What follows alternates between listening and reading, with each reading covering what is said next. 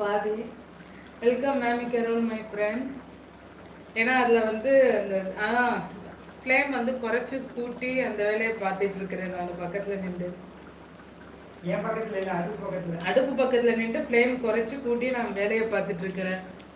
ஓகேங்களா?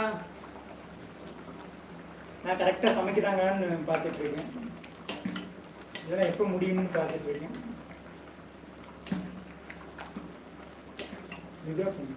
இதெல்லாம் ஒருக்கா வந்து 5 கிலோ வாங்கிட்டு வந்து ஒருக்கா கொடுத்தாங்க. 5 கிலோ நான் 2 மணி நேரம் உட்காந்து கிண்டிட்டு இருந்தேன் குக்கர்ல.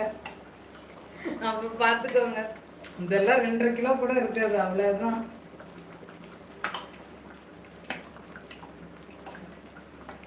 இப்படி பண்ணும்போது உங்களுக்கு வந்து கெடவும் செய்யாதுல்ல சிஸ். நல்லா உங்களுக்கு வந்து அந்த கொதிக்கிற ஃபீல் வரும். கெட்டுறதுக்கு கொஞ்சம் வாய்ப்பு இல்லை. ஏன்னா கொஞ்சம் லாங் டைமாக வைக்கும்போது கெடாது. இது ஈஸியாக பண்ணிடலாம், ஆனால் வந்து இது கெடாமல் பார்க்கணும். அதுக்காக கேட்டுறாதீங்க. எவ்வளோ நாள் கெடாமல் பார்த்துக்கலாம்னா அது நம்ம யூஸ் பண்ணுறத பொறுத்து தான் இருக்கு. அவர் தானே தக்காளி எப்போ ரெடி ஆகும்னு இருக்கிறாரு.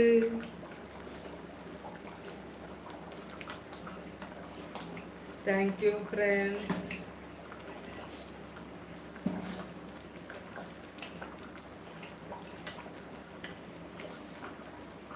எஸ் வச்சுக்கலாம்.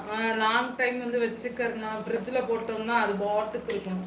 ஃப்ரிட்ஜில் எல்லாமே இருக்கும், ஆனால் ஃப்ரிட்ஜில் வைக்கிறது கொஞ்சம் சேஃப். என்னன்னா வந்து கொஞ்சம் லாங் டைமுக்கு வந்து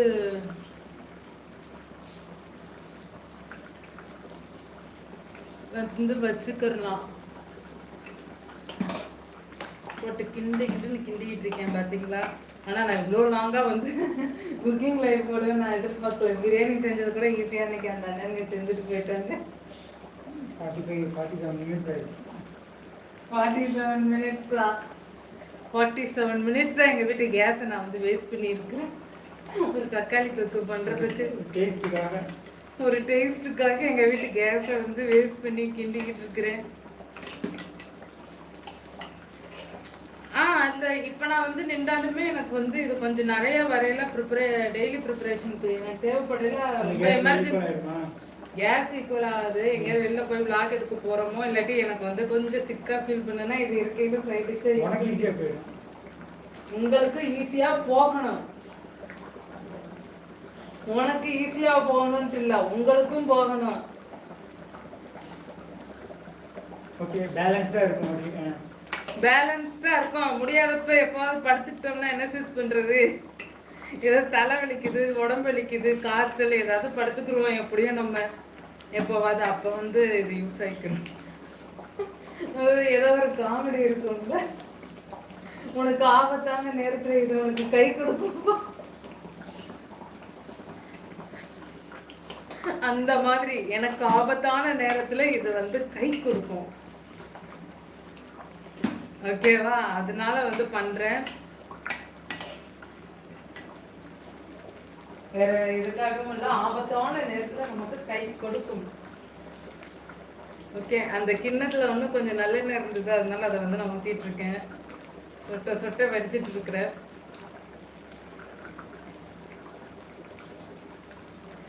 அவ்வளோதான். அந்த தீயை வேகமாக கொஞ்சம் வச்சுட்டு கிண்டிகிட்டே இருக்கணும். இது பேசாமல் விறகடுப்பு போட்டு பண்ணால் ஈஸியாக முடிஞ்சிடும் இந்த வேலை.